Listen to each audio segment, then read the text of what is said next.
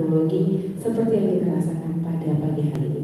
Alhamdulillahirabbil alamin, alhamdulillahirabbil alamin, dan alhamdulillahirabbil alamin. Terima kasih kepada ibu-ibu semuanya yang sudah hadir pada pagi hari ini.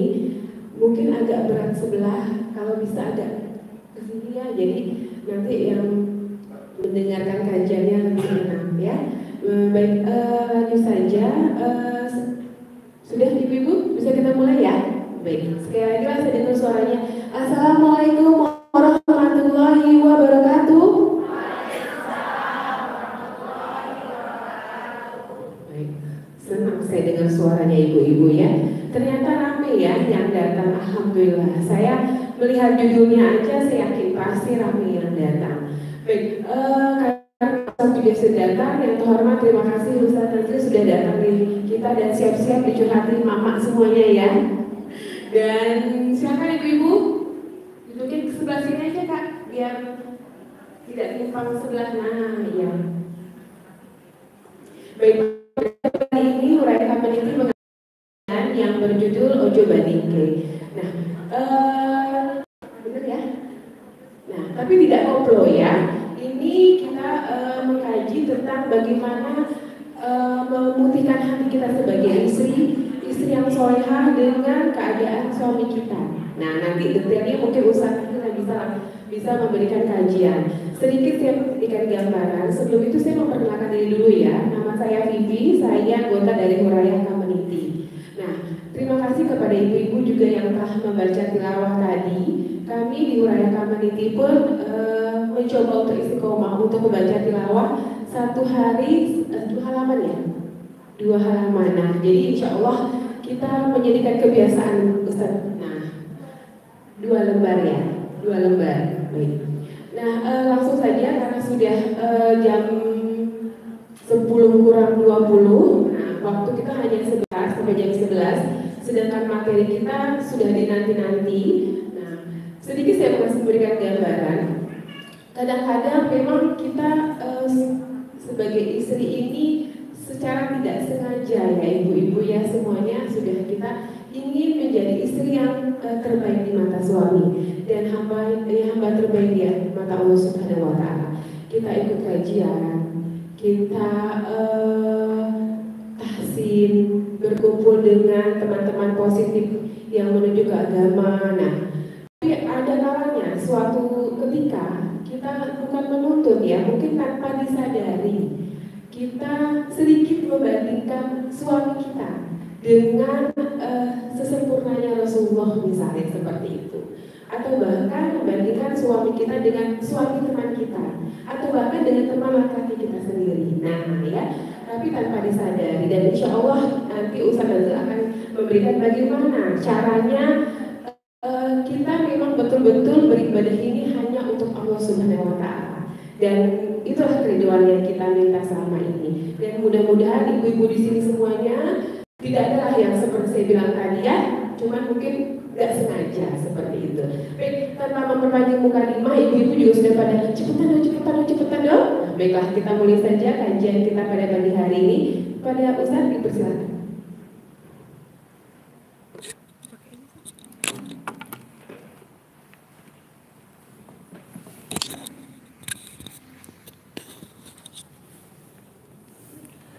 A'udzubillahi minasyaitonirrajim. Bismillahirrahmanirrahim. Assalamualaikum warahmatullahi wabarakatuh. Innal hamdalillah nahmaduhu wa nasta'inu wa nastaghfiruh wa na'udzu billahi min syururi anfusina wa min sayyiati a'malina. May yahdihillahu fala mudhillalah wa may yudlil fala hadiyalah.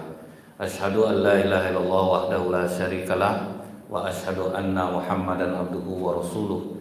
Allahumma shalli wa sallim wa barik ala nabiyil karim wa ala alihi wa sahbihi ajmain.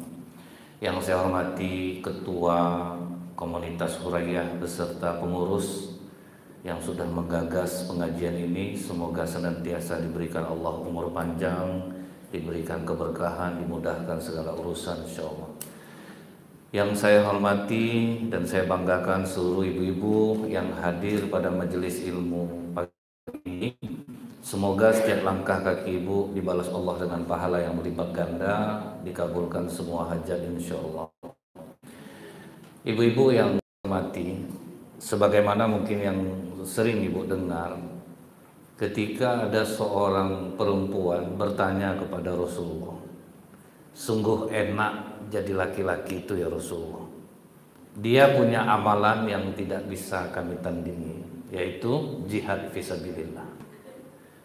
Perang dia, kemudian jika dia hidup, dan kalau dia mati, dia tidak mati di sisi Allah, dia tetap hidup. Jadi orang yang mati syahid itu, dia tidak mati. Dikatakan oleh Allah dalam hadis qudsi, dia berada di surga, di paruh-paruh burung, melayang-layang di surga. Kemudian ditanya oleh Allah, ada enggak keinginan kalian lagi? Kata para syahid ini aja udah banyak ya Allah, mintalah lagi, kata Allah. Apa yang kalian inginkan?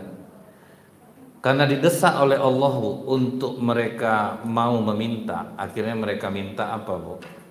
Berikan kami nyawa 100 lagi, kemudian biarkan kami berperang agar hilang satu persatu nyawa kami. Karena apa? Setelah melihat keindahan surga. Tentu susah kami menyainginya ya Rasulullah. Nah itu kata ibu ini gitu. Maka kata perempuan ini, kata Rasulullah kepada perempuan ini, sampaikan kepada kaummu, mencari keridhaan suami, taat kepadanya, kau urus rumahnya dengan baik, nilainya sama dengan jihad fisabilillah. Nah jadi ibu sedang berjihad. Yang namanya berjihad itu kan berat, Bu. Suami ibu macam-macam tipikalnya, karakternya macam-macam. Jadi memang pasti berat. Nah karena berat itu ibu harus niat lurus. Aku ini untuk ibadah sekarang ini. Siapapun suami aku ingin mendapatkan pahala jihad fisabilillah. Karena pastilah Bu, banyak yang tidak sesuai keinginan kadang ya Bu ya. Awalnya tak tanggung baiknya sebelum dapat ya Bu ya. Setelah dapat nampak aslinya kadang Bu. Mau disesali tak mungkin lagi. Yang pertama Bu, apa kata Allah? Wa ma asobakum min musibatin fabima kasabat aydikum wa ya'fu an katsir. Dan apa saja musibah yang menimpa kamu, salahkan diri kamu sendiri. Ingat cara ibu memilih dulu gitu Bu. Kadang kan kita nih banyak menilainya dari casing Bu ya. Ganteng, kaya. Memang Islam menyuruh loh Bu. Rasulullah aja mengatakan apa? Dinikahi perempuan karena cantiknya. Begitu juga sebaliknya Bu. Perempuan menikahi laki-laki karena tampannya. Karena itu yang akan menimbulkan, tak mungkin enggak. Jadi maka sering saya sampaikan kalau ada ibu-ibu bilang kami tidak penting suami ganteng Ustaz, yang penting soleh. Udahlah Bu, enggak usah ibu ngibur diri juga. Terbayang saya sakitnya itu. Kan sering seperti itu Bu ya. Islam ini dasar loh Bu. Disuruh cari yang cantik suruh cari yang ganteng.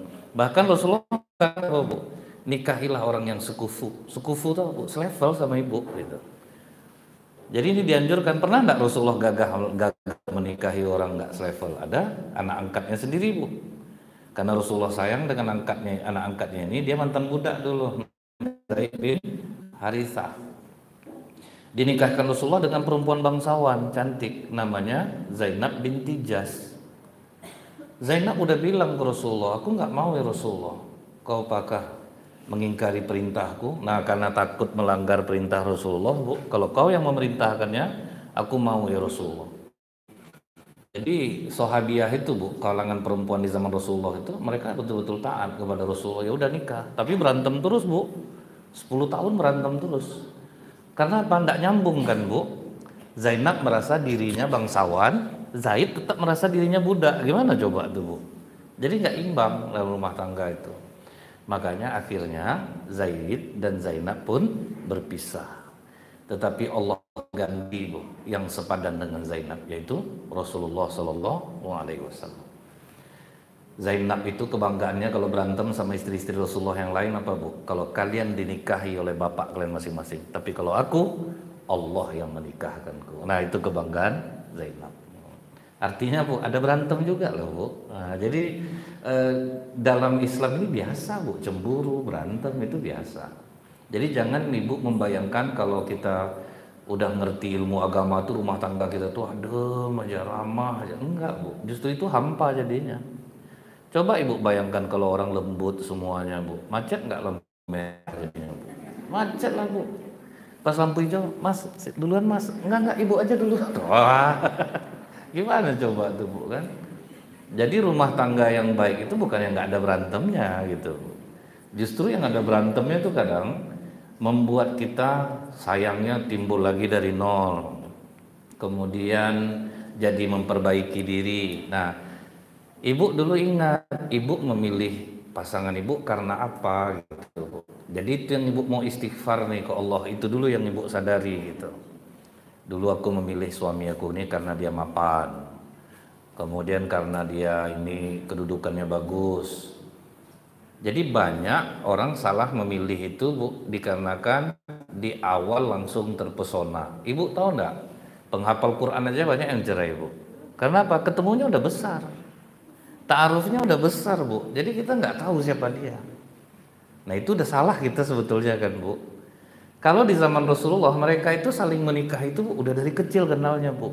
Jadi udah tahu ini buruknya seperti apa, nih baiknya seperti apa. Nah kita kan udah dewasa baru ketemu nih bu ya.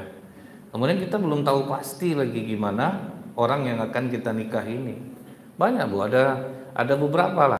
Yang saya tahu pasti yang saya ikut turun dalam masalahnya itu adalah penghafal Quran bu, suami istri. Cuman 2 tahun nikah cerai. Karena sonanya kan udah sama-sama besar. Oh suara imamnya bagus. Ini pasti kalau aku nikah sama dia. Yang si suami ini tidak tahu juga dia bahwa istrinya ini parah orangnya bu. Dia penghafal Quran tetapi akhlaknya buruk gitu bu. Ibaratnya manja nak tentu arah nih bu, aman jajok kan jadinya gitu. Misalnya gini nih bu, suaminya ngajar nih ibu-ibu Quran, itu diradar sama dia bu, ditungguin gitu bu. Namanya suami kita udah milik publik nih bu, mana bisa lagi jauh-jauhkan perasaan cemburu tuh. Namanya suami udah diinfakkan ke umat loh bu, jadi nggak bisa main perasaan sini udah nggak bisa. Ah dia di radarnya kemana suaminya pergi bu kan? Sudah tuh pengutang bu, diutangnya uang ini, azab suami ini buatnya bu. Jadi kalau Rasulullah menikah dengan Ummul Mukminin Khadijah, itu Ummul Mukminin Khadijah udah kenal Rasulullah dari kecil loh bu, dari bayi. Udah tahu gimana sosoknya. Jadi kalau kita ingat nih bu ya, kita mengambil lah apa sih kelebihan Ummul Mukminin Khadijah ini yang membuat Rasulullah betul-betul sangat mencintai dia. Jadi bu, Rasulullah ini kan udah terkenal nih kejujurannya bu. Nah ini dulu nih bu, yang ibu pantau-pantau sebetulnya dahulunya bu ya. Ini untuk anak-anak ibu lah, kalau ibu udah terlambat terima aja lah keadaannya. Ya udah ibu pokoknya udah, ibu sekarang nih saya berpositif aja bu. Udah ibu niat jihad fisabilillah aja lah semua nih bu ya.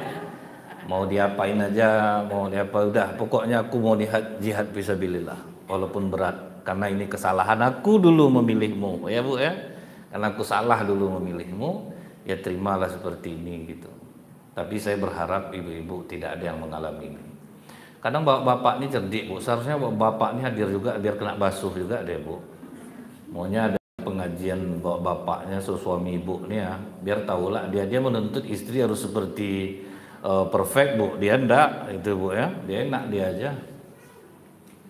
Kadang kok bapak nih bu, ibu-ibu nih yang rajin pengajian bu, makanya udahlah bu ya, ibu aja yang jihad fisabilillah bu. Bapak nih bu, tuh ibu kajian maghrib tuh lari dia bu, lari dia. Asal habis sholat maghrib tahu dia ada pengajian lari dia bu. Sedikit lagi yang duduk, gitu. Ibu-ibu lah terus yang bertahan nih bu. Nah kemudian bu, Rasulullah nih yang pertama yang membuat Ummul Mukminin Khadijah itu tertarik bu, ketika Rasulullah pulang membawa dagangan Khadijah.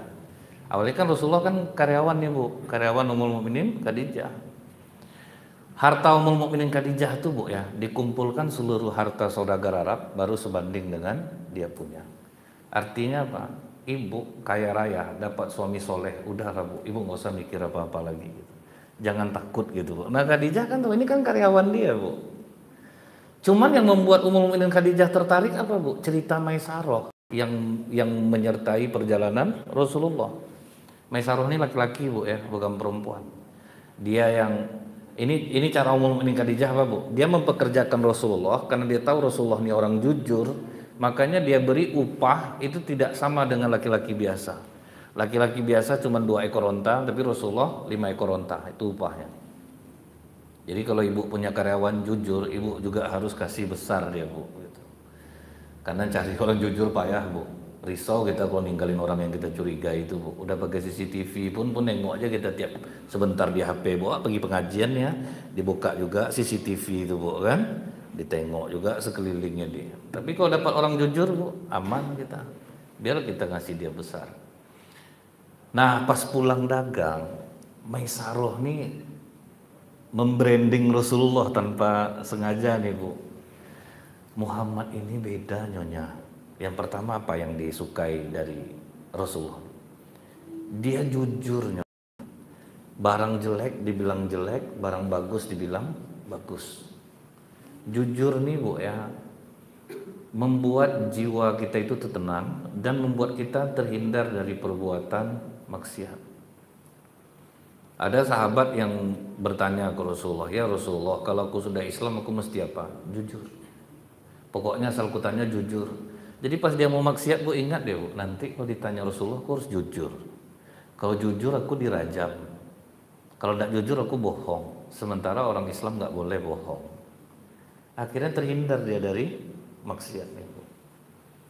Memang jujur ini kadang-kadang beresiko Bu, tetapi menenangkan jiwa. Tapi jujur dalam tanda kutip Bu ya, tidak semua pula yang harus jujur kacang hijau tuh Bu ya, bahaya kita nanti.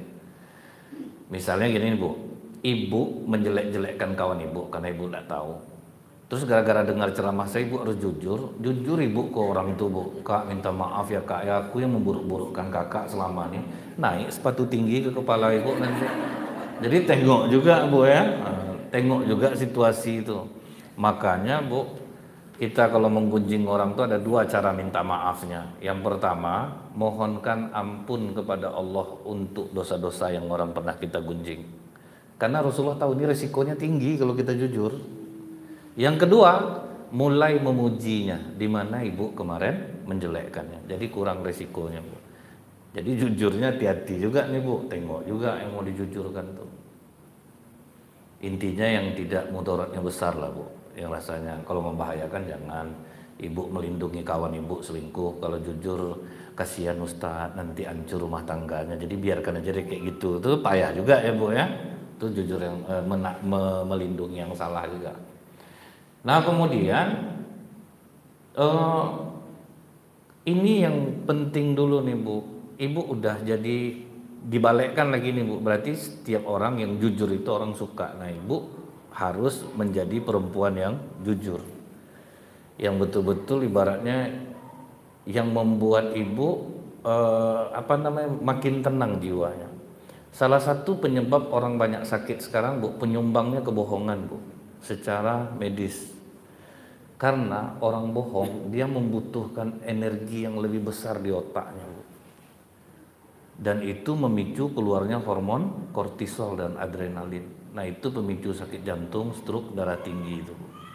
Jadi kenapa banyak orang di Pekanbaru ini Bu ya, orang yang sakit jantung itu dari 20 orang 16 laki-laki cuma 4 perempuan. Artinya laki-laki ini banyak tukang olah Bu. Jadi Bu sabar ya Bu. Yang ibu-ibu cuma 4 Bu, yang sakit jantung bandingannya Bu. Dari 20 orang yang sakit jantung, ibu-ibu cuma 4 orang. Yang 4 orang sakit jantung ini pun makan hati juga sebetulnya nih Bu, karena kepikiran bukan bohong. Karena kena bohongi sama yang 16 nih Bu, makanya yang 4 nih sakit jadinya.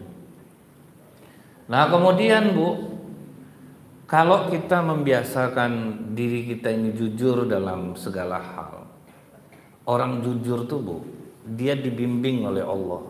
Sulit suami mau mengecewakannya Bu, sulit. Kalau orang jujur Bu, hidupnya memang didampingi oleh Allah. Apa kata Allah Bu? Belum dia meminta akan aku beri. Matanya dia memandang dengan aku, dia mendengar dengan aku, dia memegang dengan aku, melangkahkan kakinya karena aku. Jadi memang betul-betul terlindungi orang-orang yang jujur ini. Jadi kalau misalnya ibu udah siap nih bu sekarang, ya berarti mungkin aku ada kesalahan selama ini, aku mungkin kurang jujur, karena akhirnya apanya bu, masalahnya tuh jadi menggunung. Contoh nih bu ya, dari kantor anggaran buat seragam 1 juta, dia mau bohong nih bu, dicarinya lo tukang jahit yang murah gitu bu, keliling lah dia di Pekanbaru nih, dapatlah 500 sama bahan, berarti sudah untung 500. Kemudian dikasihlah isyarat ke tukang jahit nih, Pak kalau ada orang kantor saya nelfon Pak, bilang nih 1 juta ya Pak ya, udah sakit lah hati tukang jahit tuh bu, dia enak dapat 500, tukang jahit basah ketiaknya dari pagi sampai malam bu menjahit, udah kena kutuk tuh bu kan. Terus lagi selama itu belum terungkap, gelisah jantung, jadi banyak kenanya bu, kemana-mana jadinya. Jadi apa-apa selama ini yang mungkin kita kurang jujur sama suami, habis pergi pengajian kadang-kadang nongkrong gitu kan bu, suami udah senang lihat pergi pengajian tiap hari, rupanya nongkrong di kafe bu kan, pengajiannya sejam nongkrongnya sampai sore bu, silaturahmi terus tiap hari gitu bu ya kan, heran juga suami kan, sampai kata suaminya bu, mending kau ndak pengajian dulu lagi deh, semakin pengajian kau makin risau hati abang kau buat. Yang pertama, membeli tas harus sesuai warnanya dengan warna jilbab, itu udah berapa pengeluaran itu bu kan? Kan bertambah pengeluaran jadinya bu.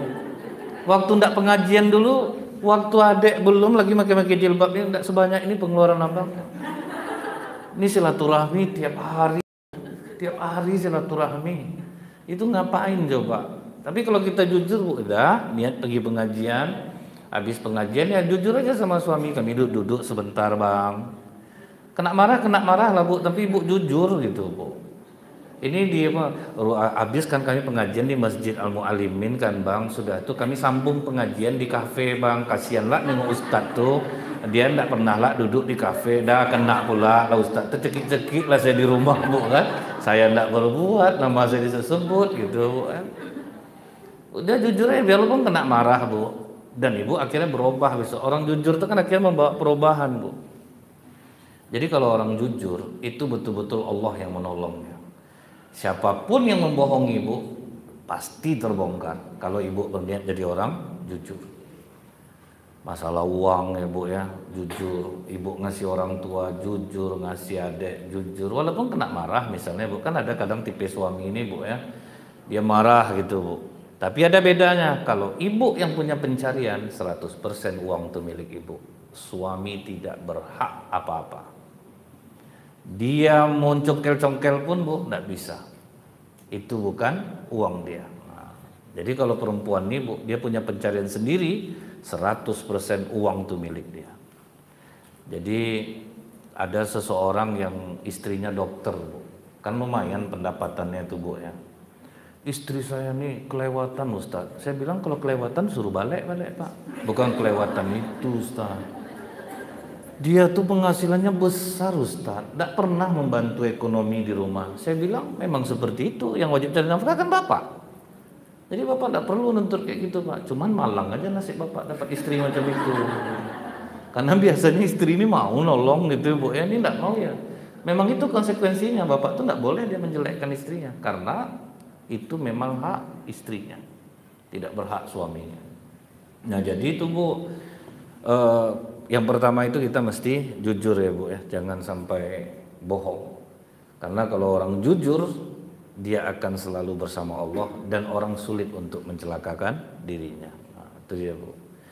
Tapi apakah boleh enggak kita bohong? Ada bu, di beberapa tempat kita boleh bohong. Misalnya berbohong mengatakan, suami nanya nih bu, mama cinta sama papa mah. Cinta betul pak, walaupun mau muntah ibu bu ya, tahan. Itu kebohongan yang dibolehkan. Itu kebohongan yang dibolehkan dalam Islam. Bahkan tuh ibu, memakai demi Allah pun boleh. Padahal ibu bohong nih bu, itu boleh. Jadi jangan sampai ibu terlalu jujur gitu ya bu ya. Mama cinta sama papa demi Allah nih ma. Ini jujur ya pak ya, muak betul nih papa. Cuman papa tuh memburu-buru aja terus padahal tahu papa nak mantan-mantan mama dulu. Dia tambah terpuruk lah dia bu ya. Itu langsung bikin TikTok galau tuh bu. Gaya duduk macam ini tuh bu ya. Tuh pakai backsoundnya yang sedih itu bu ya. Backsound film horor tuh bu ya. Oh, bangkit galaunya langsung. Boleh bu, pakai demi Allah pun boleh. Ibu dibelikan sesuatu misalnya, padahal ibu maunya tasnya itu yang seperti ini gitu bu. Nggak taunya suami mau bikin surprise nih bu, dikasihnya ibu tas, ibu nggak suka, ibu harus bohong gitu bu. Masya Allah, alhamdulillah pak, kok tahu papa mama ingin tas ini gitu. Malah sakit kali hati ibu bu. Beli sarapan, masukkan lontong ke sana, sampai senang hati suami ibu, dibawa terus tas tuh untuk diisi lontong apa aja. Padahal ibu pakai itu supaya cepat hancur, bu. Muak nengok tas tuh. Pergi ke pasar bawa sayur masukkan ke sana bu. Pokoknya senang hati suami, betul-betul terpakai tas tuh gitu bu kan. Itu dibolehkan bu, itu dibolehkan. Suami misal tanya ke ibu, "Ma, menurut mama papa ini masih ganteng." Itulah mama heran nengok papa nih ya pak ya. Makin bertambah umur papa pak, makin ganteng mama papa nih pak. Sebanyak ini laki-laki yang pernah mama pandang, papa inilah yang beda. Ah itu boleh. Walaupun bu batin ibu meronta bu ya, benci bu mengatakan itu boleh bohong. Nah untuk itu boleh bohong ya bu ya. Jadi intinya jujur dulu nih bu, jujur ibu lah yang tahu tuh apa yang selama ini dia bu yang mempersulit hidup kita tuh bu. Dia kan gini bu, dia pengaruh semuanya tuh bu. Ke kehidupan kita pun berpengaruh jadinya. Keamalan kita jadi kurang tenang kalau kita tidak jujur tuh bu ya. Keamalan kita kurang tenang. Terus akhirnya kemana-mana, rembetannya tuh bu kemana-mana gitu. Sama dengan begini bu, begitu diisukan ada bakso tikus, itu bukan tukang bakso aja yang kena bu, tukang sayur, tepung, daging itu kena semua gitu bu. Jadi imbas dari sebuah dosa itu bu merembet kemana-mana gitu. Jadi ini dulu nih jujur. Setelah itu bu ditanya lagi oleh Ummul Mukminin Khadijah, apalagi yang kau lihat dari sisi Muhammad ini? Orangnya bersih nyonya. Bersih nih ya bu ya. Memang bu, kalau orang bersih itu siapapun pasti senang gitu bu. Nah ini kebersihan di dalam Islam ini sampai dikatakan an-nazafatu minal iman. Kebersihan adalah sebagian dari iman. Pokoknya ibu tidak peduli bagaimana suami ibu, yang penting ibu jadi perempuan wangi aja. Ibu jadi perempuan bersih dalam hal apapun bu. Ya gimana loh Ustaz, kami tidak pernah tahu suami kami ini pulang jam berapa, gimana kami udah bu, buang penyakit eksusitis tuh bu. Penyakit yang paling bahaya kan eksusitis bu. Mencari pembenaran atas sebuah perbuatan yang kita tidak mampu untuk melakukannya. Karena ini sering saya sampaikan ke ibu-ibu gitu bu.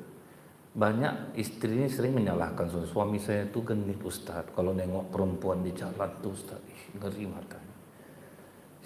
Saya bilang sama suaminya, Bapak kenapa gitu sama ibu? Dia ke pengajian dandan dia Ustaz, ke kantor dandan dia, di rumah aslinya aja nampak Ustaz. Mandi jam 12 Ustaz. Jadi kadang-kadang kan kita mudah menyalahkan aja gitu ibu ya. Sekarang nih bu, nggak ada alasan perempuan Pekanbaru nih nggak cantik lagi. Dokter kecantikan di mana-mana. Mereka punya kemampuan yang sama. Beda alat aja sebetulnya bu ya. Kalau dokter Elza agak lebih mahal wajar lah, karena memang tempatnya alat-alat lebih canggih ya bu ya. Alat-alat lebih canggih lah. Sekarang ini apa alasan bu? Oh kita saya nggak bisa dandan, tutorial udah banyak ya bu ya. Apalagi alasan kita tidak bisa cantik? Karena memang bu ya, kenapa orang banyak main TikTok? Karena filternya itu loh bu, hitam jadi putih bu. Artinya sebetulnya saya ngambilnya makeup gitu ya bu ya. Ibaratnya taruhlah itu filter gitu. Jadi kalau perempuan seperti itu memang cantik dia bu. Jadi dia harus apa namanya? Saya cukup dengan air wudhu aja. Jangan dijual juga agama nih bu. Jangan dijual juga agama nih. Nggak ada bu. Ibu harus kalau ada duit ibu impus baby glow atau apa ya bagus lah bu. Itu kan lagi diskon tuh ya bu ya. Yang paket 6 kali gitu bu ya. berapa? 6 jutaan kalau yang 1.500.000 ya Bu ya. Ada yang untuk infus biasa aja 600.000 satu kali suntiknya. Cuman kalau ambil 6 kali kan bisa potongan lagi itu Bu. Timbul pertanyaan Ibu, kok saya bisa tahu? Karena saya maunya memang istri seperti itu gitu Bu.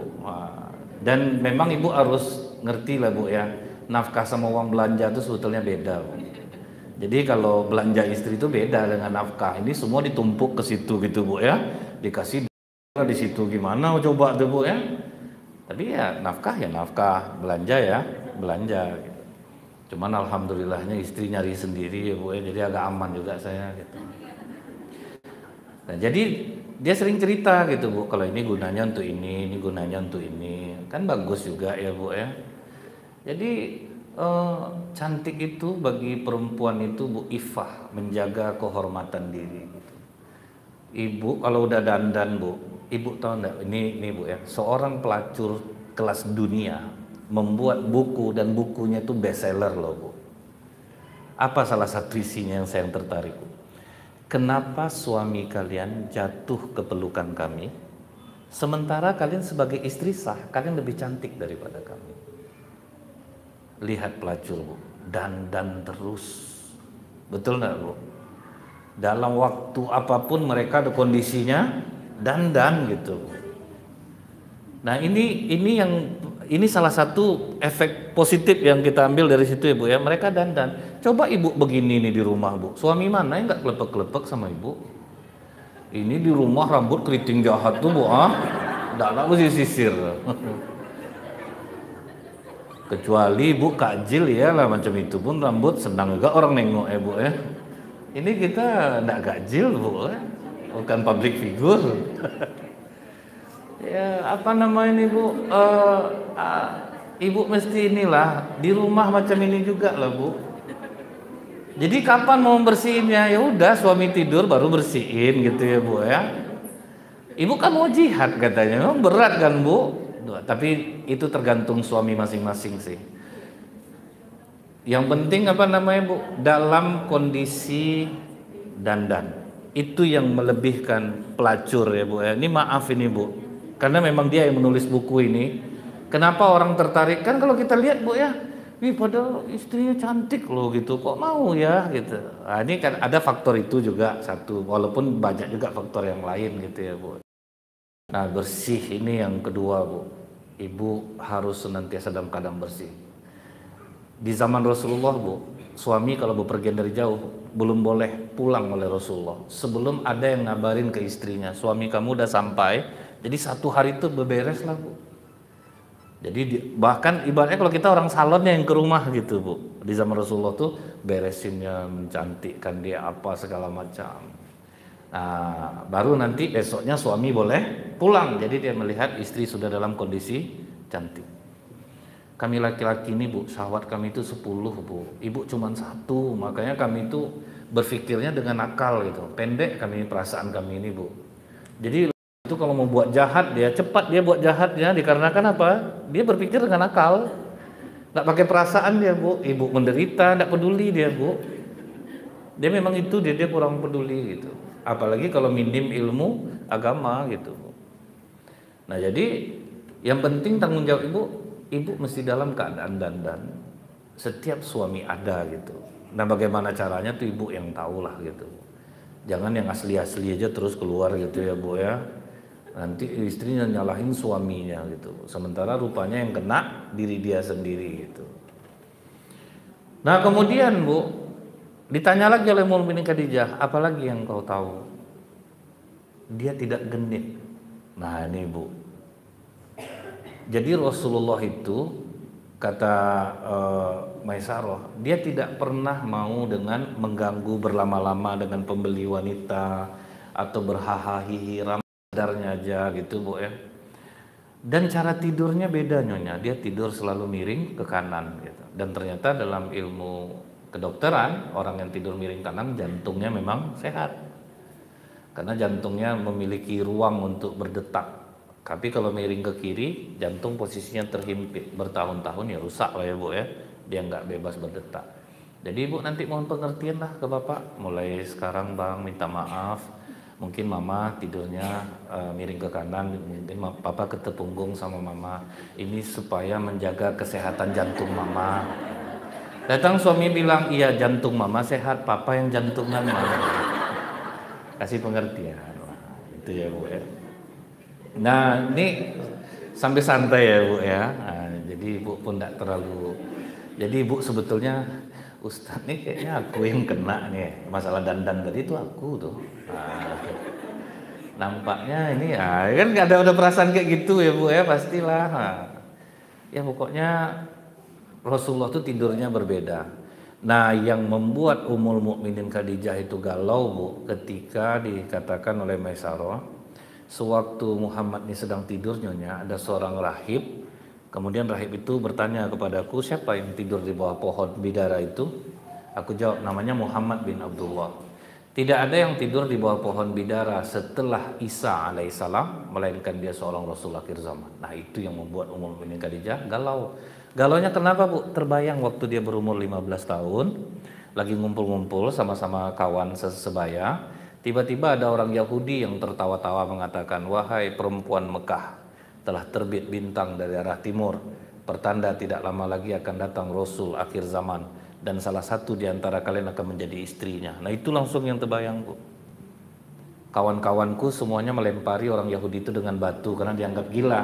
Ummul Mukminin Khadijah sendiri yang diam waktu itu digitukan. Nah ini ketemu lagi nih ceritanya bu gitu. Apakah aku istrinya gitu. Nah Ummul Mukminin Khadijah bu begitu menerima berita itu, dia langsung ke rumah Warokah bin Naufal. Orang yang bijaksana untuk diajak tukar pendapat. Nah itu bu yang harus ibu lakukan. Jangan semua kawan ibu curhat. Ini ibu bikin di status, ya Allah kuatkanlah hambamu ini. Kan mancing-mancing komen ibu tuh bu. Atau ingat abang ya, Allah itu nggak tidur. Ah, itu kan mancing komen tuh bu kan. Udah berhenti lah bu. Netizen nih bu payah bu. Nah, dia itu karena dia sebetulnya ingin menyamankan ibu, tapi bahaya kadang bu ya. Ini kadang bermasalah rumah tangganya, curhat ke orang yang hancur rumah tangganya bu kan. Ondeka abang tuh kak ada 5 hari udah merajuk-rajuk lah dia kak. Santai aja lah kakak udah 5 tahun janda ya aman. Disupportnya orangnya dia bu. Cari orang yang bijaksana bu, untuk diajak cerita gitu bu. Pergi ini masih saudara loh bu sama Ummul Mukminin Khadijah. Warokah bin Naufal ini termasuk sepupunya lah, masih dekat lah. Pas diceritakan itu apa kata Warokah? Dari kejujuran dia, kebersihan dia, dia tidak genit dengan wanita, dari cara tidurnya, aku yakin Muhammad ini adalah Rasul akhir zaman. Waduh, tambah kalau Ummul Mukminin Khadijah. Tapi dirahasiainnya bu, dia rahasiakan. Karena dia minder, merasa apa bu? Aku tuh udah nikah 2 kali. Suaminya kan meninggal bu ya. Dapat 2 orang anak, satu namanya Hindun, satu namanya Hala. Umur udah 40 tahun. Ah udahlah Khadijah nggak usah mimpi lah. Dalam hatinya gitu bu. Muhammad itu berapa banyak perempuan Mekah yang mau sama dia. Dia masih sendiri gitu. Sudahlah. Dijadikan Ummul Mukminin Khadijah aja itu sebagai hayalan untuk menyenangkan hatinya saja. Nah, jadi jadilah perempuan itu yang bisa menjaga hal-hal seperti ini gitu ibu ya. Kadang ibu pas pergi reuni gitu nampak lah ibu bu ya, cinta lama bersemi kembali nih bu cerita kadang-kadang pas lah rumah tangga sedang tidak bagus gitu ya bu ya, tahan bu. Ibu akui ke Allah, aku memang masih suka sama dia ya Allah, tapi ini nggak boleh. Lindungi aku ya Allah, lindungi aku. Jadi ibu ya macam-macam enggak aja gitu, biasa aja gitu. Walaupun kita kan nggak bisa nahan kadang bahasa. Tiru Ummul Mukminin Khadijah. Sepahit apapun dia tahan. Dia nggak mau, dia jadikan aja udahlah. Aku hayalkan aja dia yang baik-baik yang bisa menyenangkan hati aku. Tapi Ummul Mukminin Khadijah itu punya seorang sahabat perempuan yang sangat baik dan dekat sama dia.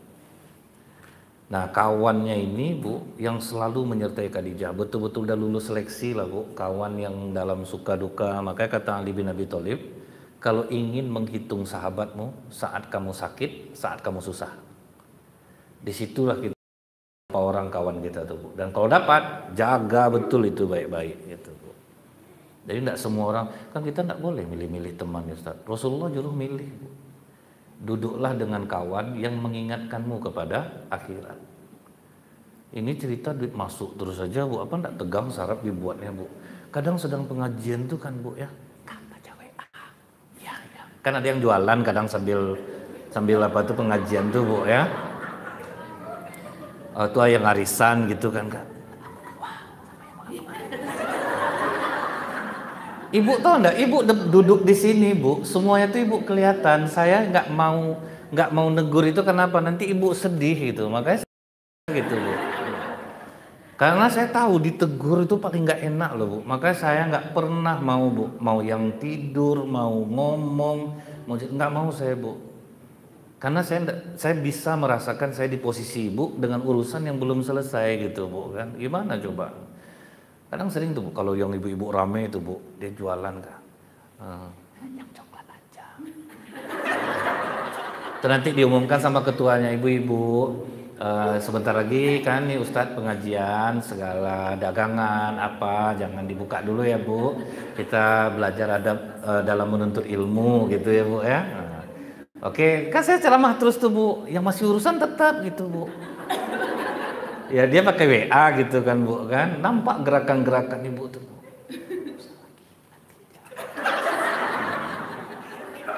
Jadi saya nggak pernah mau negur itu. Jadi ibu-ibu pokoknya saya ngerti Bu, ditegur depan orang tuh malu kan Bu, pasti malu Bu. Dan saya yakin Ibu tuh pasti nggak sengaja karena memang nggak tahu gitu Bu kan, spontan gitu. Saya nggak mau negur Bu. Terasa saya Bu ya deh kalau kita ditegur orang depan orang ramai walaupun orang nggak tahu siapa gitu pasti nggak enak gitu ya Bu ya. Ingat cara seorang ulama Bu, dulu kan orang ceramah nggak pakai mikrofon Bu. Jadi kalau bertanya itu kan maju gitu Bu. Jadi ada nama ulama tuh Hatim Al-Asom. Pas Ibu yang bertanya nih rupa Ibu tuh sak kentut Bu. Terkentut lah Ibu nih Bu. Kuat bunyi kentutnya.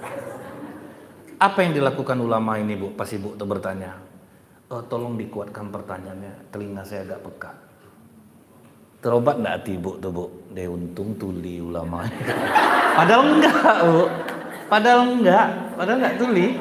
Makanya ditambah orang namanya jadi Hatim Al-Asom, Hatim si tuli. Padahal dia enggak tuli. Dia untuk menjaga perasaan Ibu itu. Jadi kita tuh ya saya wajar-wajar aja lah Bu. Ibu masih ada arisan yang tersangkut, kajian udah mulai gitu Bu kan. Nah, wajar-wajar aja lah gitu. Jadi enggak ada masalah. Sampai mana tadi Bu? Nah jadi Bu ya, Khadijah ini, nama sahabatnya baru ingat saya Bu, Nafisah binti Munyah. Jadi ini betul-betul satu-satunya sahabat yang dipercaya oleh Ummul Mukminin Khadijah. Jadi Ibu memang seleksi alam tuh Bu, Ibu harus dapat memang yang betul-betul ya semua kita temanin orang oke gitu Bu ya. Tapi yang sahabat yang betul-betul yang ngerti betul lah sama kita ya Bu ya. Yang dalam keadaan duka hadir, dalam keadaan suka ada, kita ada masalah dia tidak pernah mau negatif-negatif gitu ya Bu ya. Diceritakan masalah keluarga gitu dia tetap menyuruh kita tuh untuk berbuat baik. Nah itu yang kawan tuh Bu kan. Jadi kata Nafisah tuh pas duduk gitu Bu, Khadijah, dari tadi kita ngobrol kayaknya ada yang beda di diri engkau. Beda gimana Nafisah? Ya kayaknya ada ya yang kau sembunyikan dari aku. Enggak Nafisah, biasa aja. Udahlah Khadijah, kita kan udah lama berkawan. Jujurlah sama aku. Kata baru Khadijah ngomong Bu, aku naksir sama Muhammad. Hah? Kau naksir sama Muhammad? Pelan-pelan Nafisah, aku malu. Nah gitu ya Bu ya. Dan memang itu tulisannya di buku tuh Bu. Cuman saya pakai gaya saya aja nih. Itu di buku Bilik-bilik Cinta Rasulullah karya Dr. Nizar Abasa. Jadi kira-kira seperti itulah obrolannya gitu. Jadi kata Nafisah, apa yang membuatmu minder? Ya umur aku udah 40, anak 2, aku sudah pernah menikah 2 kali. Sementara Muhammad kan masih sendiri. Banyak perempuan yang mau sama dia. Apa kata Nafisah? Khadijah, Sekalipun umurmu 40 tahun, kecantikanmu mengalahkan perempuan berumur 30 tahun. Berapa banyak pengusaha yang tampan-tampan di Mekah ini yang menginginkan dirimu. Semua kau tolak, kau cantik Khadijah. Kau ini perempuan mulia. Itu yang kawan tuh. Ini enggak dipatahkan, sadarkan untunglah kakak sih. Umur udah berapa, kawan macam ini enggak usah kawan lagi bu. Saya aja kawan saya tuh atuk semangat saya buat bu. Ibu tahu enggak bu, tanpa kita sadari, amalan ringan yang sangat dicintai Allah apa bu? Memasukkan rasa bahagia ke dalam hati orang lain. Itu besar pahalanya bu. Dokter aja bisa memasukkan rasa bahagia ke badan pasien bu. Bisa sembuh pasien. Ibu sakit parah, datang ke dokter bu, berdiri dia, senyum dokter tuh bu, udah sembuh 25% tuh bu. Karena keramahan dia gitu bu. Silakan masuk ibu. Apa keluhan ibu? Jantung nih dokter agak sakit. Ibu, saya lihat mata ibu aja saya tahu bu, jantung ibu sehat. Ibu sehat. Udah sembuh 50% tuh bu, tinggal 25% lagi. Coba saya periksa ya bu ya, maaf saya mohon izin. Dipasang stetoskop. Masya Allah bu, jantung ibu sehat. Padahal berserak bunyi di dalam bu. Tidak tentu lagi bu, kadang lambat, kadang tercepat. Ketukannya tuh tidak ada iramanya lagi. Tapi gara-gara digituin bu, bisa sembuh enggak bu? Bisa sembuh. Jadi dalam ilmu psikologi bu ya, cara penyembuhan seperti itu sangat diakui, memasukkan rasa bahagia ke dalam hati orang lain. Itu besar. Tapi coba ibu sakit kepala biasa nih, datang ke dokter, langsung gini dokter tuh, apa bu? Itu udah mulai bu, tambah sakit tuh bu, udah 50% tuh bu.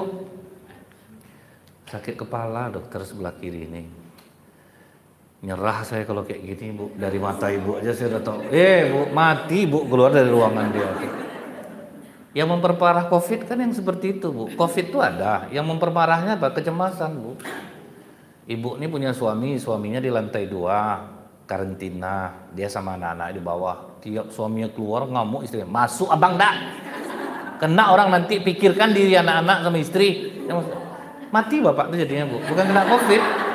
Kena kata-katain 14 hari lamanya bu, kan mati bapak jadi. Penyakit itu yang membesarkannya kan pikiran bu. Apa kata Profesor Dr. Masaru Emoto? 80% penyakit karena pikiran, bukan karena makanan. Bayangkan sama ibu, sedang COVID besar-besar kemarin tuh bu, kami kemana-mana loh bu. Yang penting kata pemerintah pakai masker, kita ikut pakai masker. Cuci tangan sampai lupa cuci kaki bu, tangan bersih kaki hitam. Kan disuruh cuci tangan terus bu, kan nggak pernah bilang cuci kaki. Kemana-mana loh bu, gitu. Yang penting udah kita ikut vaksin, kita lengkapi. Selebihnya apa bu? Tawakal kepada Allah. Ibu mau kawal anak kemana-mana bu, ibu jadi cemas apa? Pokoknya saya kasihannya nengok pikiran orang waktu itu bu. Bukan berarti COVID itu tidak ada, COVID itu ada. Apalagi jalan kita selain tawakal kepada Allah setelah kita lengkapi secara duniawi. Mau ngapain lagi coba bu? Tentu tawakal kepada Allah lagi. Ini bu, tukang air galon berapa banyak yang berhenti kemarin bu? Ngapa enggak berhenti saya Ustaz? Masuk saya perumahan tuh Ustaz, disemprotnya saya pakai disinfektan. Berapa galon yang saya antar tiap hari Ustaz? Basah kuyup saya pulang. Mati kena disinfektan saya lagi Ustaz. Bukan kena COVID bu. Disinfektan tuh kan bukan untuk manusia tuh bu. Gatal, panas. Kalau udah basah kuyup tuh bu, matilah orang dibuatnya. Kulitnya jadi apa? Rusak jadinya. Itu yang membuat sakit itu sebetulnya pikiran kita nih bu. Nah jadi carilah kawan yang positif ya bu ya. Jadi dalam kita berumah tangga, berteman nih, ada kawan yang bisa dibawa hahaha hihi, ada yang bisa untuk susah, itu yang kita seleksi alam nanti itu bu. Karena kalau kita udah baik, Allah akan menghubungkan kita dengan orang-orang baik. Nah, penting perbaiki dulu diri kita bu, jujur dulu kita, jadi orang yang bersih dulu kita, baru aman akan dipertemukan Allah nanti itu. Misal orang bilang bu, di mana cari uang yang tidak riba sekarang Ustaz? Ibu tahu enggak banyak pengusaha di Pekanbaru nih bu yang ngasih pinjam tanpa riba. Cuma kita kenapa nggak ketemu sama dia? Karena kita masih berkutat dengan riba. Banyak bu pengusaha-pengusaha di Pekanbaru nih. Malah mereka kadang-kadang nawari, udahlah pakai uang saya aja dulu, gitu-gitu loh bu. Mereka memang, kenapa kita dipertemukan dengan orang-orang seperti itu? Karena kita memang tidak seperti itu gitu bu. Kita perbaiki dulu diri kita, amalan kita perbaiki. Warka'u ma'ar-raki'in. Rukuklah kamu bersama-sama orang yang rukuk. Akhirnya dipertemukan Allah juga dengan orang-orang sefrekuensi dengan kita. Jadi satu circle dia nanti sama kita jadinya. Nah, Ummul Mukminin Khadijah ini akhirnya jujur kepada Nafisah. Apa kata Nafisah? Tenang Khadijah, aku yang urus. Nah itu dia bu, dialah mak jomblang Ummul Mukminin Khadijah. Artinya bukan salah perempuan mengungkapkan rasa cinta itu bu, walaupun lewat mulut orang lain gitu bu. Ini tantangan juga, kalau ndak dia ndak suami saya mulai Ustaz nak mau saya ibu tahu ndak itu kalimat-kalimat melumpuhkan tuh bu. Sesekali mengatakan cinta betul sama abang, kayak gitu bu ya, itu kata-kata membunuh sebetulnya tuh bu. Laki-laki dia merasa sangat dihargai dengan kalimat seperti itu tuh bu. Laki-laki ini kan rindu penghargaan karena dia sombong bu, sifat dasarnya dia tuh sombong. Ibu kalau mau menyalahkan bapak bu, paling mudah bu, pokoknya apa kata dia tuh, iya bang, abang benar, tapi baru salahkan bu. Dia kalimat pertama tuh dia yang penting, iya benar, selebih itu ibu salahkan tadi, anak masalah sama dia. Ini kenapa salah abang tuh, oh tuh hancur tuh bu. Laki-laki digituin bu, hancur betul ya. Tapi abang tuh betul bang, cuman kan bang, baru salahin bu. Jadi dia tidak terasa, dia kalimat pertama aja yang ditunggunya cuman bu, iya benar, abang betul. Nah selebih itu salah kan lah, tidak ada masalah lagi sama dia. Nah jadi bu, begitu disampaikan oleh Nafisah kepada Rasulullah, Rasulullah akhirnya mengatakan aku pikir dulu. Karena apa yang ditakutkan apa bu? Nanti dibilang orang Rasulullah ini ngejar materi gitu bu. Jadi ditanya oleh paman-pamannya, nah kau jujur Muhammad, kau betul-betul suka tak sama Khadijah? Ini rasanya bahkan sangat-sangat tidak mungkin rasanya gitu. Orang seperti Khadijah mau sama aku, rupanya berarti memiliki rasa yang sama gitu. Nah Rasulullah bu, menikahi Ummul Mukminin Khadijah bukan gratis bu, pakai uang pribadi, beli 20 ekor onta bu, berapa ratus juta kata ibu tuh. Jadi cari laki-laki itu yang apa namanya bu ya, yang betul-betul dia tuh membayar mahar itu tidak menganggap remeh. Dan di Indonesia nih bu, perempuan Indonesia inilah perempuan yang termurah maharnya di dunia. Baik-baik perempuan Indonesia nih bu, seperangkat alat sholat mau gitu bu ya. Telekung yang 35.000 tuh bu, yang tidak bisa digosok tuh bu, tetap kusut dia bu, disetrika kusut dia bu. 35.000 mau, sejadah yang 20 yang licin tuh bu, sujud kita bergoyang sejadah tuh, bisa terantuk kita berdiri tuh bu, licin mau juga. Baik perempuan Indonesia nih bu. Ibu tahu kalau di Mesir berapa bu? Paling murah 600 juta mahar dari laki-laki, seluruh perhiasan. Jadi sebelum menikah itu bu, perempuan harus diberikan dulu perhiasan lengkap. Itu mesti lengkap. Kemudian dia harus beli rumah lengkap dengan segala fasilitasnya. Dan membeli kendaraan. Makanya kalau udah tunangan itu biasanya 2 tahun kemudian bu, baru terrealisasi. Kenapa mesti mahal bu? Supaya laki-laki ini jangan menganggap remeh wanita. Dan wanita tidak mudah meminta cerai kepada laki-laki. Karena syaratnya apa bu? Mengembalikan mahar.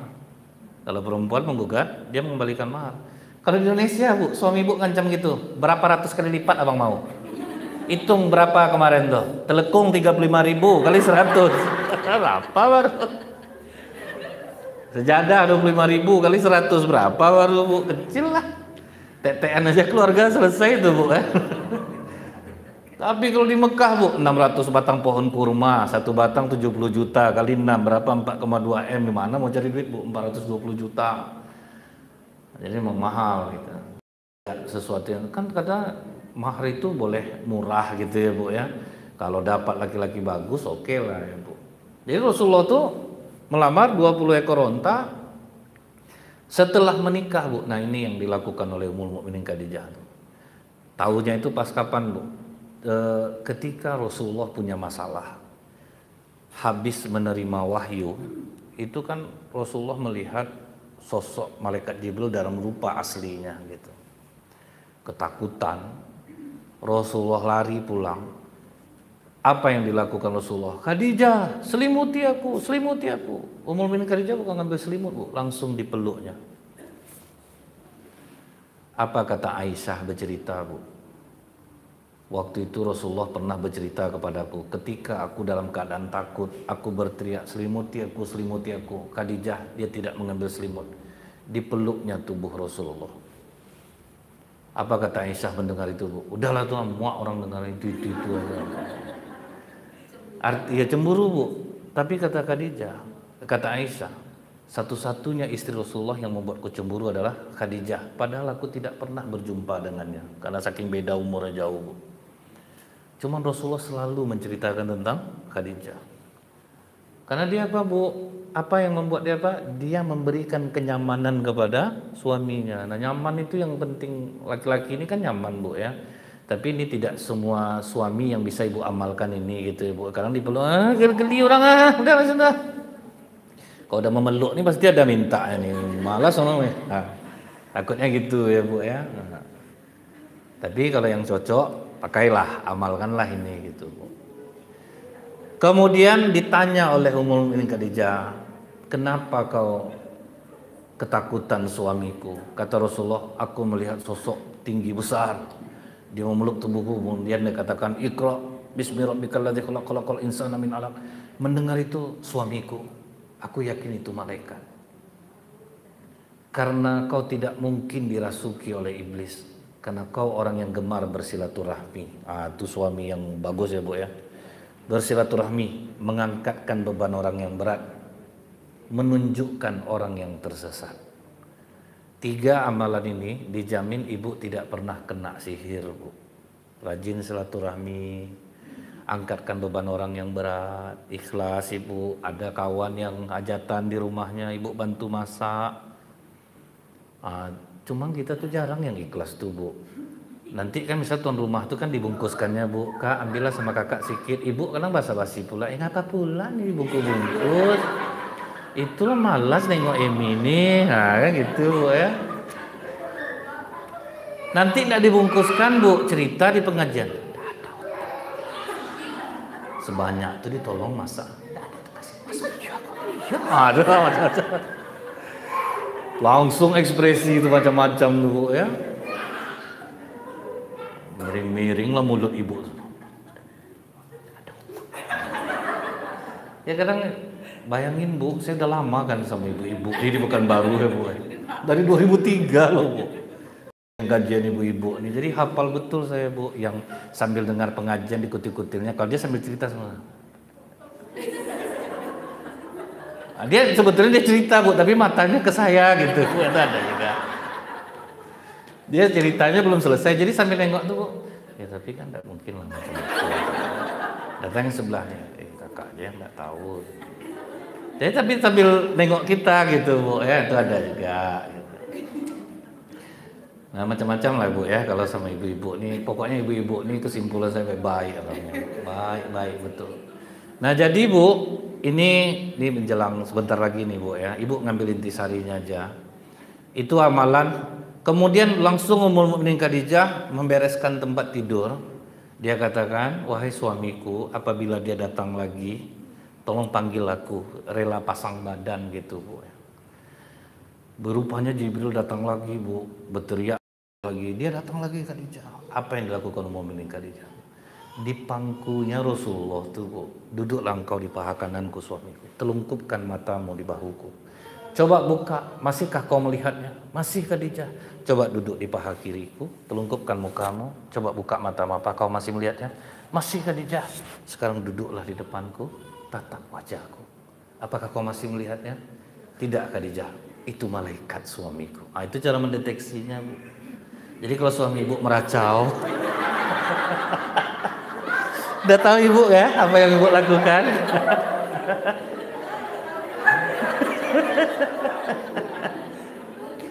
Duduk di paha kanan adek, Bang. Terungkupkan mata, Bang. Cak, Bang buka mata, Bang. Masih nampak? Masih nampak, Dek. Cak, duduk di paha kiri aku, Bang. Cak, terungkup muka, Bang. Masih nampak? Masih, Dek. Coba duduk di depan. Tetap aja adek bang, masih nampak bang. Dia parah lah bentuk adek. Ya karena nggak dandan ya bu ya. Lah tuh bu. Nah yang terakhir nih bu, ini ibu ngambil aja nih bu ya, nanti dalam bentuk pertanyaan yang lain.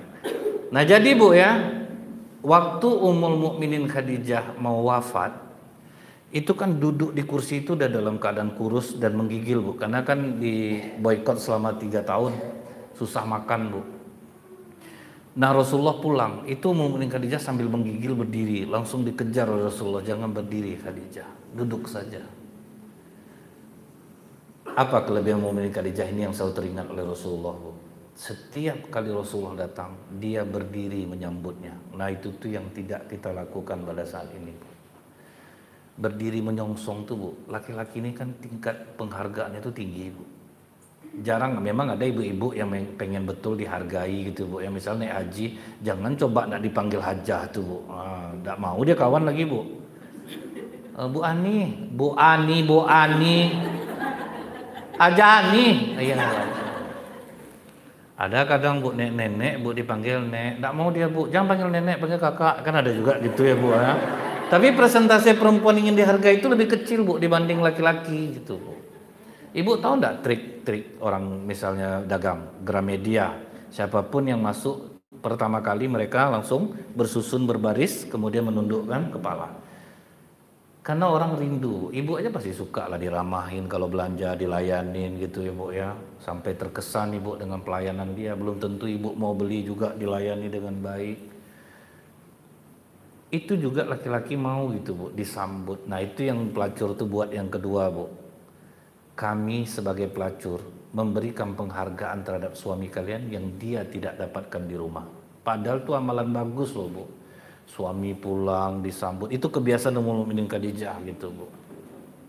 Ini bu ya, suami pulang gitu bu kan, Assalamualaikum, Waalaikumsalam, HP apa, sini, tengok cek, buka kunci ini ndak, buka.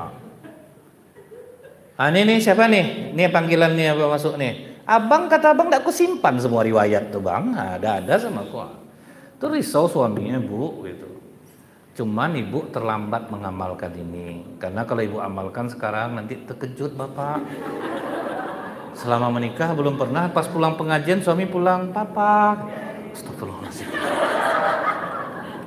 Ninggalkan perangai istri aku nih katanya. Gak pernah gitu ya bu ya. Nah itulah yang membuat Rasulullah selalu bu teringat-ingat dengan Khadijah. Cara dia melayani Rasulullah itu betul-betul sepenuh hati bu. Nah baik, sampai di sini Bu, sudah sejam 10 menit kita materinya, silahkan ibu-ibu yang mau bertanya silahkan. Mau pakai kertas supaya nggak tahu siapa orangnya boleh juga, mau langsung boleh juga, silahkan. Baik ibu-ibu, ada yang ingin ditanyakan ke Ustaz? Untuk waktu kita masih ada 20 menit lagi.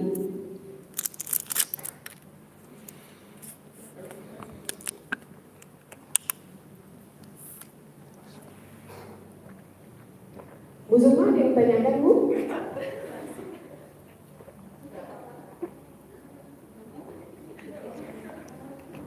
Ada Tanyalah kan bisa gini Bu, kan ada kawan saya Ustaz, kan bisa. Nggak kelihatan ya? Nggak kelihatan. Ada?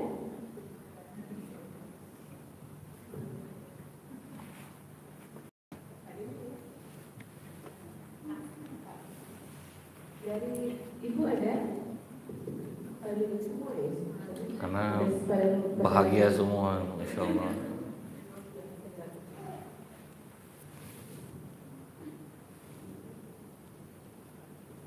Assalamualaikum warahmatullahi wabarakatuh. Waalaikumsalam. Perkenalkan, saya Ibu Ina dari komunitas hamba Allah. Ingin menanyakan Ustaz, tadi sebenarnya sudah bergambaran dari Ustaz ya, bagaimana kita sikapi suami, anak-anak gitu ya, dalam kehidupan sehari-hari. Tapi kadang-kadang respon kita pertama itu emosi Ustaz, misalnya anak suami tidak sesuai dengan apa yang kita inginkan. Nah, bagaimana caranya Ustaz kita untuk bisa meredam reaksi atau sikap yang kurang baik ya jika kita merespon anak atau suami yang tidak sesuai dengan kita inginkan. Ya, makasih Bu. Terima kasih. Bu Ina, jadi ini pernah juga terjadi di zaman Rasulullah Bu. Ketika ada seorang ibu-ibu, dia kematian anaknya, kemudian nangis-nangis. Jadi kata Rasulullah, serahkan saja takdirnya pada Allah. Kau tidak tahu, langsung emosi gitu Bu kan. Dia tidak tahu siapa gitu, terus dia marah. Setelah dikasih tahu orang, tadi yang kau kasar itu Rasulullah. Akhirnya dia pergi ke tempat Rasulullah, maafkan aku Rasulullah, aku betul-betul tidak tahu bahwa itu engkau. Kata Rasulullah, yang sabar itu adalah pada pukulan pertama. Nah, jadi kan kita kadang-kadang merespon di awal itu Bu, itu yang kadang sulit kita meredam emosi kita ini gitu. Kita ini harus tahu Bu bahwa orang yang bahagia adalah orang yang selalu tidak ingin sesuatu itu seperti yang dia harapkan. Itu orang bahagia tuh Bu. Pokok dia udah siap aja menerima gitu. Dia udah siap menerima, tidak semua orang yang bisa sesuai dengan apa yang kita harapkan gitu. Sebaliknya pun demikian gitu. Jadi kalau kita menyadari ini Bu, kita akan tahu pasti kita akan ada juga melakukan hal yang seperti itu yang tidak diinginkan oleh orang lain. Sementara kita kalau dispontanin seperti itu, kita pasti juga nggak enak gitu Bu kan. Nah jadi Rasulullah ketika mengatakan sebuah hadis, apa kata iblis? Senangnya aku mengganggu orang marah sama seperti anak kecil yang memainkan bola, mudah diatur oleh iblis. Akhirnya marahnya sedikit bisa jadi besar Bu. Nah, masalahnya sepele nih, istrinya masak kepedasan, suaminya berair-air matanya Bu, langsung emosi suaminya. 16 tahun kita nikah, tak tahu juga adek ukuran cabai untuk abang, dasar Minang dek nih. Kenalah sukunya Bu, abang tutup mulut abang ya. Abang orang Melayu tau enggak kemas, tutup mulut jadi gara-gara cabe Bu. Hina menghina suku jadinya. Jadi kata Rasulullah apa? Aku tahu satu kalimat yang apabila dibaca maka meredamlah amarah, yaitu a'udzubillahi minasyaitonirrajim. Jadi kalau kita rasanya orangnya spontan Bu, tabung aja doa ini terus, kan mudah sebetulnya itu Bu ya. Perbanyak membaca a'udzubillahi minasyaitonirrajim. Jadi ketika tabungan zikir ini udah banyak, begitu kita marah dia keluar membackup gitu Bu. Banyak orang itu akhirnya kenapa pertolongan zikir ingatnya kepada Allah itu tidak terjadi? Karena begitu butuh baru make gitu Bu. Begitu butuh baru a'udzubillahi minasyaitonirrajim, makin emosi gitu. Misalnya berantem sama suami, datang istri bilang Bu, a'udzubillahi minasyaitonirrajim. Ngamuk suaminya. Kata adik, enggak tahu abang itu artinya setan. Abang setan kan? Itu enggak jadi dia Bu ya. Jadi harus sering menabung zikir a'udzubillahi minasyaitonirrajim. Kemudian Rasulullah memberi lagi solusi apa Bu? Marah itu dari api, padamkan dia dengan air, bawa beruduk. Setelah itu jangan berada di situ dulu. Nah waktu Rasulullah berantem sama Ummul Mukminin Aisyah Bu, apa kata Rasulullah? Aisyah, stop dulu. Sepertinya ada setan di antara kita. Apakah juga ada di dirimu ya Rasulullah? Iya, tapi Allah menolongku untuk mengalahkan dia. Stop dulu. Jadi maksudnya jangan berada di sana gitu. Jadi wajar aja kadang kita ini kan pribadi kita dari latar belakang yang berbeda-beda, pendidikan yang berbeda-beda. Jadi wajar aja kadang kita memiliki sifat kalau ada masalah respon kita langsung marah gitu Bu. Itu hal-hal yang wajar-wajar aja. Cuman itu tuh sesuatu hal yang membahayakan. Makanya untuk Ibu Ina mungkin diperbanyak kita mengucapkan a'udzubillahi minasyaitonirrajim pas kita sedang senggang atau apa. Jadi lama-lama dia Bu terhujam ke hati kalimat itu kan. Kita aja ngomong pakai bahasa Indonesia aja Bu, membenamkan terus ke perasaan kita nih. Kamu pasti mampu, kamu harus semangat. Itu aja udah bisa membuat semangat, apalagi zikir yang kita masukkan itu Bu. Baik, ada lagi selain Bu Ina? Ada Bu. Dari diam Ibu, saya tahu betapa bahagianya Ibu saat ini gitu.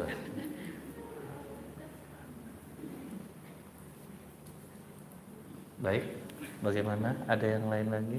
Bu Sukma mungkin? Nah, Bu Sukma.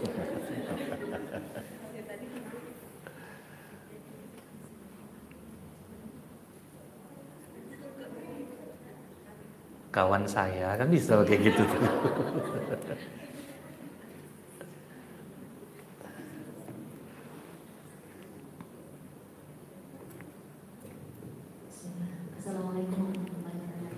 Waalaikumsalam warahmatullahi wabarakatuh.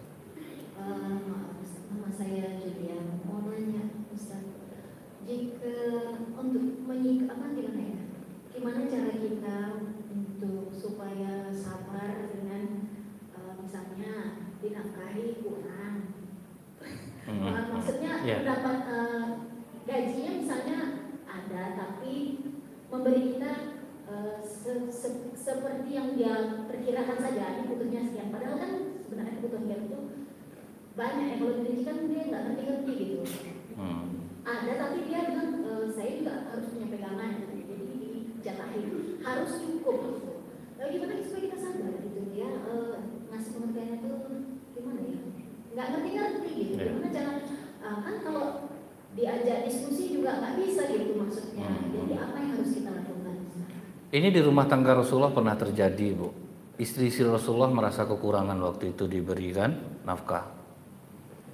Apakah Rasulullah marah ketika istri yang mempertanyakan nafkah? Tidak. Artinya boleh-boleh saja kita yang tahu pengeluaran gitu ya, Bu ya. Kadang suami ini nggak ngerti-ngerti dia diajak. Nah waktu itu Rasulullah memang sedang dalam keadaan tidak ada, jadi tidak bisa melebihkan. Nah akhirnya para mertuanya terutama Abu Bakar dan Umar memarahi anaknya masing-masing gitu, Bu. Suami kalian kan Rasul, nggak mungkin lah dia tidak memberi kalian gitu. Nah sejak saat itu istri Rasulullah memiliki usaha, itu cara mereka untuk menutupi kebutuhan. Saran saya yang pertama, ibu jangan nyerah, coba cari-cari peluang yang bisa untuk memenuhi kebutuhan ibu sendiri, karena kadang Bu kejadian yang seperti ini membuat ibu pasti lebih mantap jadinya untuk berpikir gitu. Aku harus punya uang nih, tipe suami aku seperti ini kayaknya nih. Aku nggak bisa menyerahkan sama dia aja nih, bisa hancur kita dia, perasaan kita tertekan. Mending cari usaha. Yang kedua Bu, ini hati-hati Bu ngamalkannya. Di zaman Rasulullah pernah punya suami kayak gini juga, istri sahabat Bu, Abu Sufyan. Dia pelit Bu sama istrinya, dia pelit betul sama istrinya. Ngadu ke Rasulullah, dia tuh punya duit ya Rasulullah, tapi betul-betul ditakarnya kami ya, persis seperti pertanyaan ibu. Apa kata Rasulullah? Ambil dari dalam sakunya, tapi jangan berlebih-lebihan. Jadi istri halal mencuri uang suami apabila suaminya pelit. Tapi kalau ketahuan jangan bawa-bawa namanya ya Bu. Jadi ibu halal loh Bu. Kalau yang ini tolong nanti dipotong ya. Nanti dengar sama suami, siap-siap deh nanti. Apa yang diajarkan Ustaz nih? Saya mengajarkan tidak pendapat saya. Itu yang perlu ibu titik beratkan. Kecuali saya yang ngomong gitu ibu boleh salah. Tapi ini Rasulullah mengajarkan kepada istri Abu Sufyan. Ambillah dari dalam saku bajunya, tapi jangan berlebih-lebihan. Halal istri mencuri uang suami. Karena dalam Islam ini seharusnya uang suami 100% milik istri. Saya salut juga tuh Bu. Macam seorang artis yang saya dengar, Denny Sumargo ya Bu ya. Itu kan justru dia yang dijatah istrinya belanja dia. Saya kalau punya baju mahal itu berarti dari istri saya. Karena jajan saya udah ditakar sama istri saya. Selebihnya untuk dia. Nah itu sebetulnya Bu gitu. Itu kalau dapat istri macam itu pula gitu Bu. Ini kadang-kadang ada istri Bu diserahkan suaminya bulat-bulat sama dia Bu. Bu. Jam tangan udah beberapa biji. Tas suami keluar 10.000 Bu. Ini untuk beliaunya Honda aja.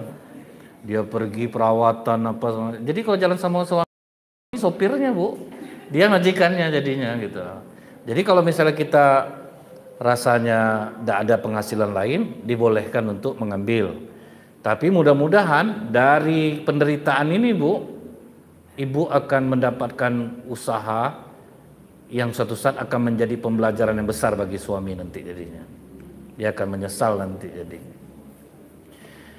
Ada lagi yang lain Bu? Ya, silakan Ibu. Waalaikumsalam Bu. Pakai mic Bu, mungkin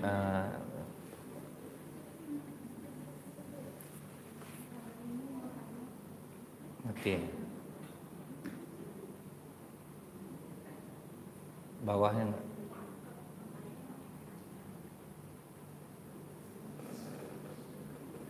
Belum ditekan. Nah, ini mau tanya Ustaz. Di saat kita sudah bercerai, itu sebelum bercerai itu ada kita tanggungan utang usaha. Di saat sudah bercerai itu hukumnya gimana Ustaz? Itu tanggungan mantan suami atau bagaimana Ustaz? Ya, seharusnya itu menjadi tanggungan dia karena itu waktu kita bersama gitu ya Bu ya. Kalau ada utang itu. Cuman rata-rata karena dia sakit hati nggak mau dia, hampir merata seperti itu kejadiannya Bu. Utang bersama akhirnya ke istri orang nyarinya jadinya kan Bu ya. Istri yang kena tagih-tagih jadinya. Seharusnya memang tanggungan dia karena kan sama-sama dulu. Nah itu dia Bu, seharusnya sama-sama. Kalau orang yang tak berhenti juga Ustaz, kita ngurusnya sama-sama. Harus sama-sama, sementara pengadilan mengatakan itu memang jatuhnya ke tanggungan mantan suami. Iya. Tidak terima, gimana Ustaz? Nah itu yang kadang sulitnya tuh Bu ya. Dia keras hatinya pula yang dia kemukakan gitu Bu. Kalau seperti ini ya usaha kita ya mau tidak mau harus rela kita kehilangan, apakah disita mungkin ya Bu ya. Memang ya gimana lagi gitu Bu. Disuruh dia nanggung nggak bisa, kita nggak bisa bayar sendiri misalnya. Ya mau tidak mau ya kita harus rela kehilangan itu gitu. Kecuali kita mampu ya udahlah, mudah-mudahan diganti Allah lah yang kita bayarin ini gitu. Kalau dia nggak mau tanggung jawab itu. Mungkin seperti itu Bu. Karena kalau diminta pengertian dia udah dibilang pengadilan nggak mau. Tapi kalau misalnya kita mau keras juga itu bisa jadi pidana jadinya kan Bu ya. Kalau kita melaporkan dia tidak mau itu bisa jadi pidana juga. Ada permasalahan seperti ini Bu. Ada manusia ini kalau ndak digitukan dia ndak mau. Ada cerita yang ibu-ibu di Pekanbaru nih udah bayar ratusan juta untuk furniture segala macam yang ditempah rupa nggak disiap-siapin. Selalu yang uang udah habis diambilnya Bu ya. Dia bilang ya besok nggak juga dibuat besar dibuat. Udah setahun dibiarin. Ya gitu-gitu aja. Akhirnya dia sewa pengacara. Selesai jadinya barang itu Bu. Jadi kadang-kadang kita harus tempuh juga jalur-jalur seperti ini. Karena dengan pendekatan kekeluargaan nggak bisa ya udah kita kalau memang udah itu perintah pengadilan itu bisa jadi pidana kan Bu. Itu bisa dialihkan ke dia atau bagaimana lah secara hukumnya gitu. Karena udah diajak ngomong baik-baik nggak bisa, mau jadi tanggungan kita sendiri pun nggak mungkin gitu ya Bu ya. Mau kehilangan pun kita nggak mungkin juga rasanya usahanya. Kerugian usaha itu yang mengakibatkan terjadinya hutang itu kan karena kesalahan dia gitu Ustaz. Ya istrinya nggak mau lah untuk membayar. Oh iya dong, nggak mau dong. Jadi memang harus lewat jalur hukum. Iya, itu lagi Bu, hukum lagi. Jadi jelas tumpuknya nanti bahwa itu memang jadi tanggungan dia karena kesalahannya di dianya. Karena nanti ibu yang diburu-buru orang jadinya. Jadi di jalur hukum aja begitu Bu. Kasihan juga ibu nanti kan menyelesaikan sesuatu yang tidak ibu buat. Ada yang lain lagi Bu? Ini mulai agak hangat nih pas di detik-detik terakhir. Nah, silakan Bu. Nah, pakai mic-nya Bu di. Enggak itu Ibu yang. Assalamualaikum Ustaz. Waalaikumsalam. Masalah kejujuran tadi Ustaz. Ini masalah kejujuran kita antara mertua dan suami. Dalam rumah tangga sesuatu itu tidak boleh ditutup-tutupi. Misalnya mertua bercerita kepada menantu, terus sesuatu hal yang diceritakannya itu yang mengenai anaknya, perihal anaknya. Kita sebagai istri otomatis tidak boleh menutupi apa yang diceritakan mertua tentang suami. Salah tidak kalau kita tanyakan kembali ke suami tentang apa yang diceritakan mertua tadi? Apa itu nanti jadi timbul mau adu domba atau gimana jadinya? Ya, jadi yang tahu suami kita tentu kita yang saat ini. Apakah yang diceritakan mertua kita itu sebetulnya nih kalau dia jenisnya menjelekkan anaknya, kita sebagai istri jangan ditanyakan lagi kepada suami, itu udah masa lalu misalnya gitu ya Bu ya. bagaimana dia gitu. Karena nih kadang-kadang Bu, tujuan mertua nih supaya kita berantem juga gitu kan, supaya kita sakit hati gitu Bu ya. Ada mertua nih kadang menjadi setan juga di rumah tangga anaknya Bu gitu. Kadang-kadang dia macam pahlawan, semua kami sayang sama kamu karena kamu menantu yang baik, terus sebetulnya dia benci. Akhirnya kita cerita, kita jadi ngadu domba, anaknya nanti marah ke mamanya lagi, dia sayang sama ibu anaknya ini, mama masak seperti itu, akan jadi gitu jadinya kan Bu. Itu yang bahayanya gitu. Jadi kalau kita mengetahui tentang keburukan suami dari ibunya, itu justru menjadi cambuk bagi kita. Kita udah tahu nih dia orangnya seperti ini, dia orangnya seperti ini. Saya juga nggak tahu nih apa yang diceritakan, jenis cerita apa mertuanya, saya juga nggak tahu. Jadi kalau rasanya tadi Ibu sempat menyinggung apakah kita tidak mengadu domba, ya bisa jadinya mengadu domba. Padahal maksud kita tidak seperti itu, karena kita sakit hati juga gitu kan Bu ya. Tapi lebih baik suami aku yang sekarang sama aku. Jadi ibu yang paling tahu betul tentang suami, bukan mertua lagi gitu. Karena orang ini kan berubah-ubah ya Bu ya. Kadang gara-gara cerita masa lalu tuh Bu, jadi apa ya, dia ini parah dulu nih, kan dulu gitu Bu. Nah, jadi mungkin seperti itu Bu. Lebih baik ibu jangan dengarkan. Kalau dia ibaratnya Bu, sesuatu hal yang buruk, dia ada kalimat nih motivasi, ada mempermalukan itu ya Bu ya, ada mengadu domba, ada bully gitu ya Bu ya. Jadi yang mana nih kalau orang memotivasi itu kan beda kata-katanya Bu. Bagaimanapun tolong jaga anak mama, kamu mesti semangat, kekurangan-kekurangan dia jadikan ini, itu motivasi Bu gitu kan. Tapi gue parah ya itu, gak usah lah sama dia lagi, nyesal nanti. Dia tuh orangnya seperti ini, seperti ini, seperti ini. Kan jadi itu bukan motivasi namanya lagi Bu ya. Ya kalau misalnya jenisnya seperti itu Bu ya, saya berharap tidak seperti itu nih. Karena kita yang tahu nih Bu, kalau sempat aku cerita, ini akan menimbulkan gejolak enggak gitu. Kalau akhirnya dia marah sama mamanya, jadi anak durhaka lagi, tambah hancur lagi rumah tangga kita. Karena kan orang tua itu nomor 2 setelah Allah Bu. Jadi memang ngeri juga kita. Kalau sempat suami melawan ke ibunya gara-gara istri, hancur hidup kita. Mungkin itu ya Bu ya. Ada lagi yang lain Bu? Terakhir 5, 4, 3, 2, 1. Baik.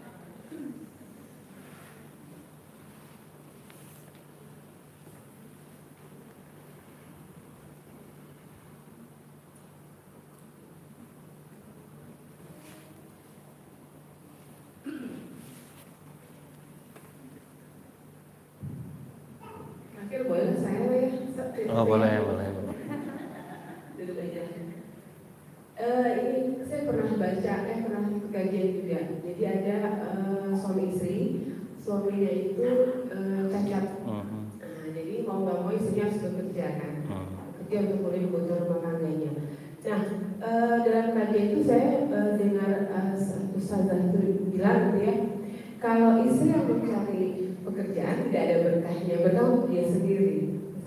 Tapi kalau suami yang mencari nafkah gitu ya, keberkahannya untuk anak dan istrinya, itu gimana? Ya itu benar Bu. Misalnya gini, istri yang mencari, kemudian dia yang menghidupi suaminya, berkah untuk dirinya, tetapi dia mendapatkan pahala sedekah yang terbaik, yaitu kepada suaminya. Karena sebaik-baik sedekah istri itu adalah kepada suaminya gitu. Nah suami yang keadaannya seperti ini, selama istrinya ridho, dia tidak akan terhukum karena itu gitu. Jadi kalau istrinya udah tahu dia ridho nih, maka suaminya tidak terhukum. Nah yang salah itu apa Bu? Dia memanfaatkan istrinya. Ada juga nih Bu, nggak mau kerja Bu. Nah itu tuh baru hancur hidupnya tuh Bu. Suaminya terutama ya Bu ya. Jadi tahu dia istrinya berduit Bu. Suami ini kadang-kadang yang nakalnya itulah Bu. Tahu dia istrinya berduit Bu, cerdik dia jadinya. Nah jadi kalau misalnya suami yang seperti ini, pandai-pandai lah Ibu ya. Hati-hati lah Ibu. Tapi kalau misalnya memang dia karena kecacatannya, karena keterbatasan dia, jadi dia memang tidak dapat berkahnya. Berkah untuk diri istri ini sendiri, tapi dia sudah mendapatkan juga pahala sedekah yang terbaik adalah kepada suaminya, dan suaminya tidak terhukum selama istrinya ridho dengan keadaan itu. Jadi itu. Terima kasih Ustaz. Baik, ibu-ibu semuanya, dikarenakan sudah waktu menuju jam 11, kita akhiri saja kajian kita pada siang hari ini. Tapi minta bantu Ustaz membaca doa akhir. Ya, baik. أعوذ بالله السميع العليم من الشيطان الرجيم بسم الله الرحمن الرحيم الحمد لله حمدا يوافي نعمه ويكافئ مزيدا يا ربنا لك الحمد كما ينبغي لجلال وجهك الكريم وعظيم سلطانك اللهم صل على سيدنا محمد وعلى آله وصحبه وسلم اللهم اقسم لنا من خشيتك ما تحول بيننا وبين معاصيك ومن طاعتك وما تبلغنا به جنتك ومن اليقين ما تحول علينا مصائب الدنيا اللهم امتعنا بأسمائنا وأبصارنا وقواتنا ما أحييتنا واجعله الوارث منا واجعل ثارنا من ظلمنا وانصرنا على من عادانا ولا تجعل مصيبتنا في ديننا ولا تجعل الدنيا أكبر همنا ولا مبلغ علمنا ولا تسلط علينا من لا يرحمنا ربنا آتنا في الدنيا حسنة وفي الآخرة حسنة وقنا عذاب النار وصلى الله على سيدنا محمد والحمد لله رب العالمين. Assalamualaikum warahmatullahi wabarakatuh. Baik ibu-ibu semua, kita akhiri saja kajian kita pada siang ini. Saya sebagai MC